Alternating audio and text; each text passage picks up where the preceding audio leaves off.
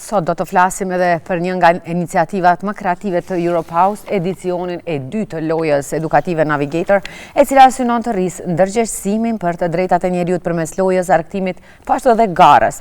Ky edicion sjell rrisi të rëndësishme për fshir planetin portokalli, të dedikuar fushatës globale 16 ditë aktivizim kundër dhunës me bazë gjinore, si dhe për mbajtje të zgjeruar në të planetet tjerë. Kemi Valonin për të na diskutuar edhe për këtë, po edhe për gjitha aktivitetet e Europe House.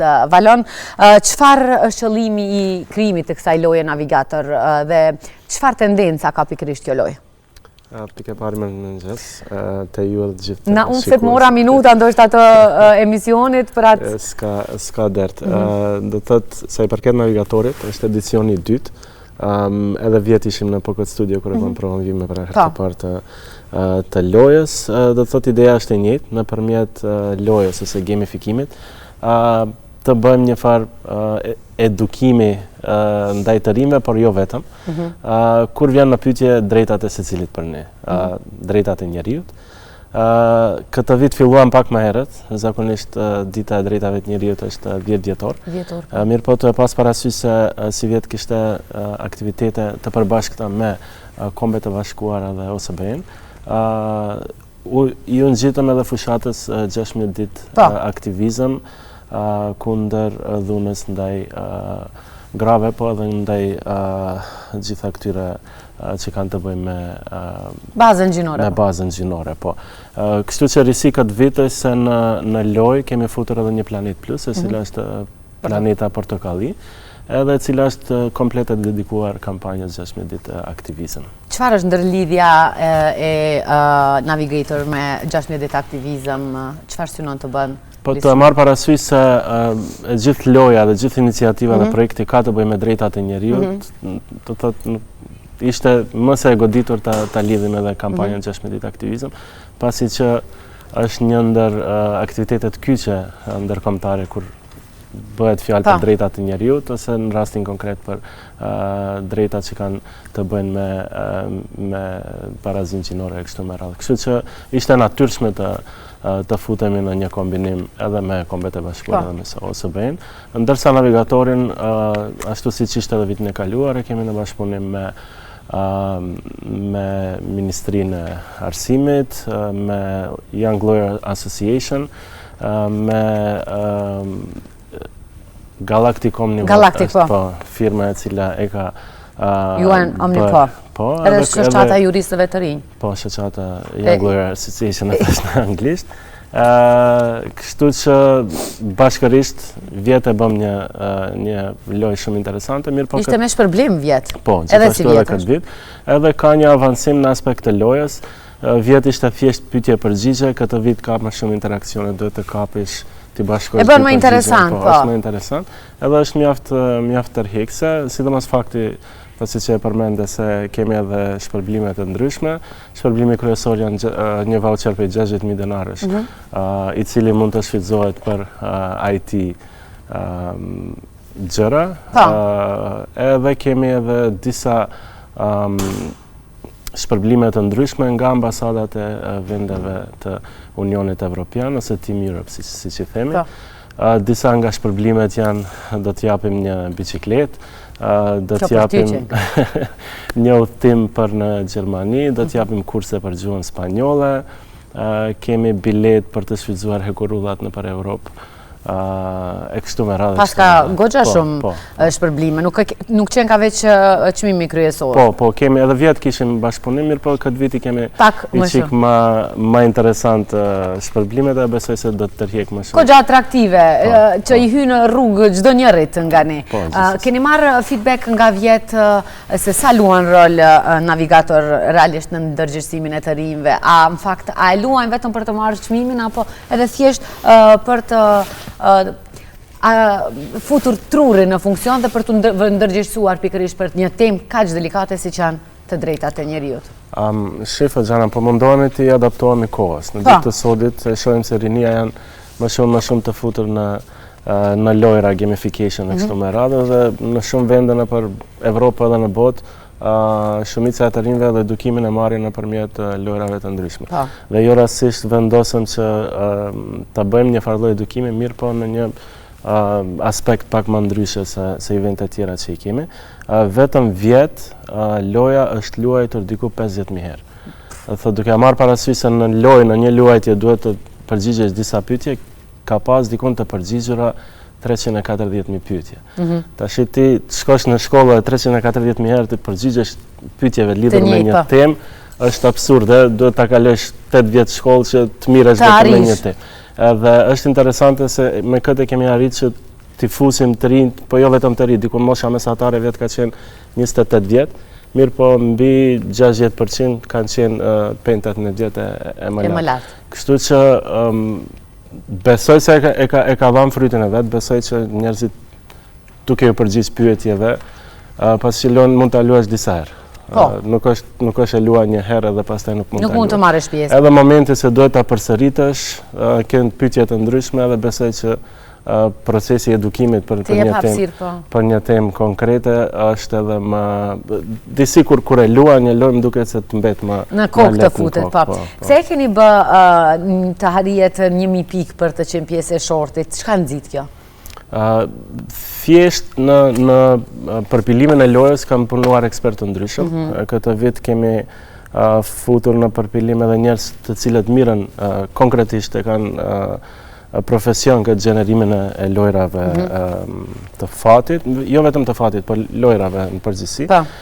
Kështu që duke marrë parasysh numrin e pikëve të përgjigjeve, erdhëm në një konkluzion edhe vjet ishte 1000 pikë, mirë po vjet e komunikuam pak më ndryshe 1000 pikë për 1000 euro, si vjet 60.000 dinar, pa marrë parasysh, nuk është se nuk janë të arritshme, por sa më shumë pikë arrin, aq më lart ngjitesh në top 10. Edhe top 10 që do të jenë ata të cilët do fitojnë. Do të marrin shpërblimin. Si u krijua bashkëpunimi me Europe House, UN, Galactic Omnivore dhe çka kontribon secili partner pikërisht? Shiko, në gjitha projektet që i bëjmë ne kemi bashkëpunëtor të ndryshëm.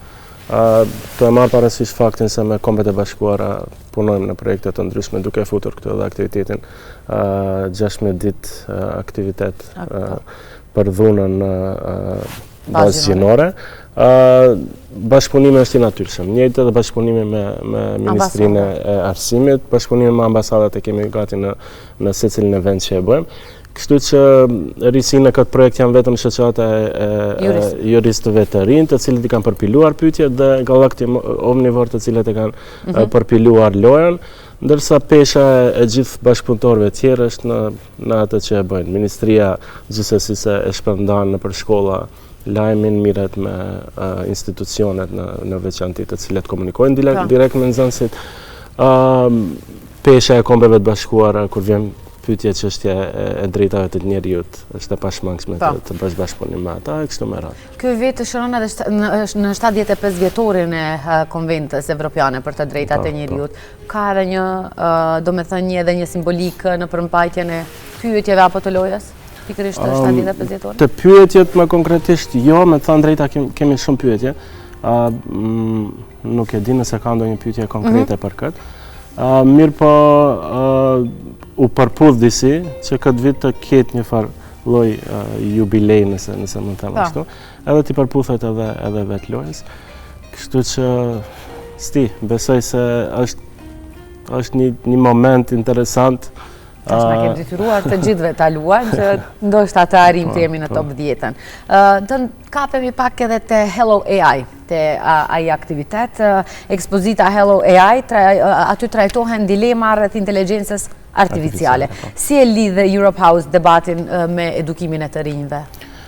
Hello AI ishte pjesë e aktivitetet të cilat delegacioni i Unionit Evropian ka sër aktivitetes të cilat ndërlidhen me temën edukimin mediatik, dezinformatat e kështu me radhë. Këtë vit ishte edicioni 6 i konferencës për edukim mediatik, e cila u mbajt në Shkup, edhe si pjesë e konferencës ishte konferencë një ditore e cila u mbajt në Holiday Inn, si pjesë e konferencës ishte edhe ekspozita Hello AI.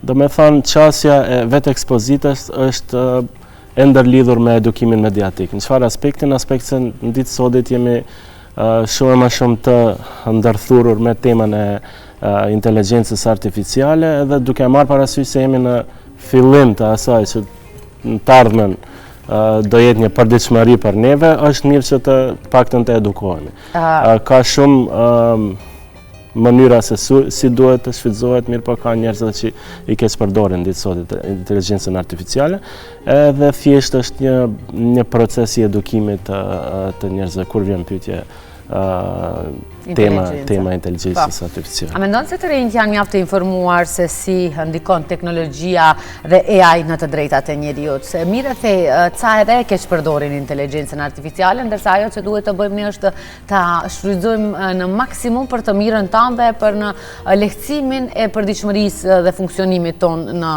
jetën e përditshme tonë, në cilën do sferë. Shqipe, është diçka e re për gjithë ne. Puna është se para 2-3 viteve ishte shumë lehtë të identifikosh një fotografi e bërë me AI, të identifikosh një video, mirë po si po kalon koha, aq kanë nisë të perfeksionalizohen deri në detaj gjëra që duhet t'jesh tepër profesionist në tani kishim gjatë aktiviteteve, kishim edhe aktivitet në Tetovën në Shkup me ekspert nga Litvania dhe nga Suedia, të cilët miren me çështjet e tyre, edhe na tregoshin aplikacione të veçanta nëpërmjet të cilave mund të identifikosh ndonjë profil fake në Facebook ose ndonjë video e cila është gjeneruar nëpërmjet AI-t. Mirë po është pak problematike për opinionin e gjerë. Sidomos tani në fazën fillestare derisa të krijohet të themi një politikë e cila do t'i rregullojë pak më thellësisht këto gjëra. Te opinioni i gjerë është pak problem. Unë shoh sidomos te moshat më të vjetra, gjithçka që shohin nëpër mediumet sociale ju duket e besueshme. Gjeneratat më të reja pak janë më të futur në teknologji dhe deri diku mund t'i kapin gjëra.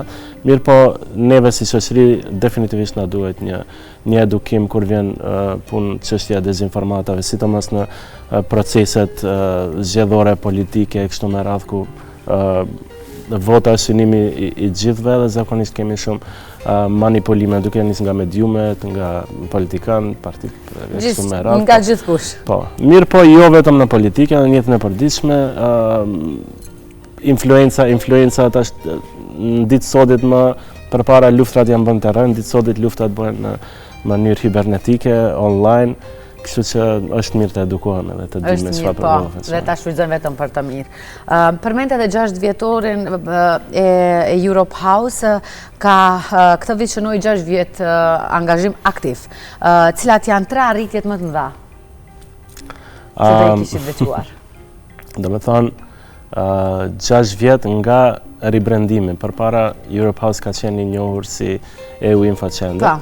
Më thonë ka qenë tani është më angazhim, më aktiv, tani më e njohim si Europe House dhe të gjithë, e kemi si një shtëpi të dytë. Si vjet që nuam 6 vjetore, një nga arritjet më të mëdha se para 6 vjetëve kemi pas vetëm një Europe House, sot kemi 7 Europe House dhe jemi të zgjeruar në gjithë shtetin. Kemi arritje shumë tani, çdo vjet kemi evente të ndryshme, edhe një ndër arritjet përveç zgjerimit është se dita ditës kemi shumë më shumë të rinj të cilët po angazhohen duke marrë vetë iniciativa dhe disa procesi në fillim ka qenë më shumë i njanshëm, disa iniciativat kanë ardhur nga ana jonë.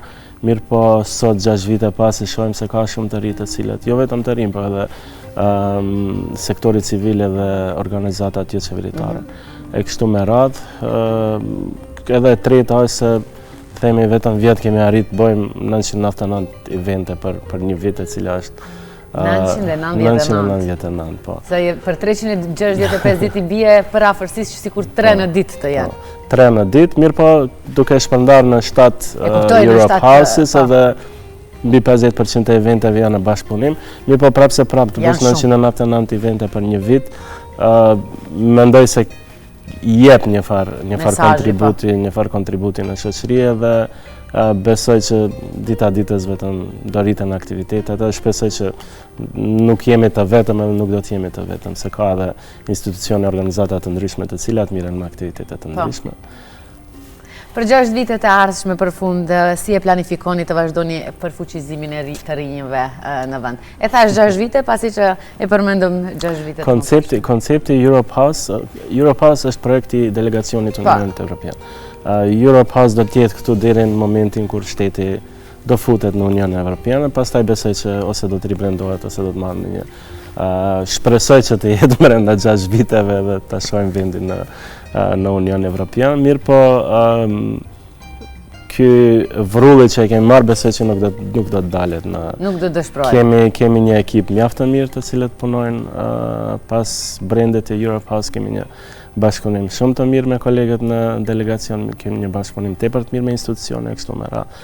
Edhe shpresoj që këto bashkëpunime dhe këto projekte që i bëjmë vetëm do kenë një upgrade nëse mund të them ashtu në vitet në vijim. Ne të shpresojmë dhe të sa më shumë të keni aktivitete, aq më shumë të rinj të mblidhen, të informohen, të ndërgjegjësohen, të kontribuojnë edhe ata dhe për 6 vite shpresoj që do e arrim atë që e tha mos të dëshpërojmë. Faleminderit Valon shumë që ishe pjesë e emisionit. Faleminderit për ftesën dhe faleminderit për mbështetjen.